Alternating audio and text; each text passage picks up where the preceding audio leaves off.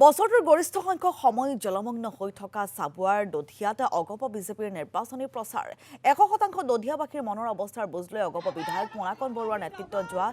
দলটোৱে ডিব্ৰুগড় সংসদীয় সমষ্টিৰ প্ৰাৰ্থী সৰ্বানন্দ সোণোৱালৰ হৈ প্ৰচাৰ চলাই দধিয়াবাসীৰ সমস্যা শীঘ্ৰে দূৰ কৰাৰ বাবে ব্যৱস্থা গ্ৰহণৰ আশ্বাস দিয়ে বিধায়ক মোনাকণ বৰুৱাই দধিয়াৰ ভোট সৰ্বানন্দ সোণোৱালৰ পক্ষলৈ যাব বুলিও আশাবাদী নিৰ্বাচনী প্ৰচাৰ চলাবলৈ যোৱা দলটো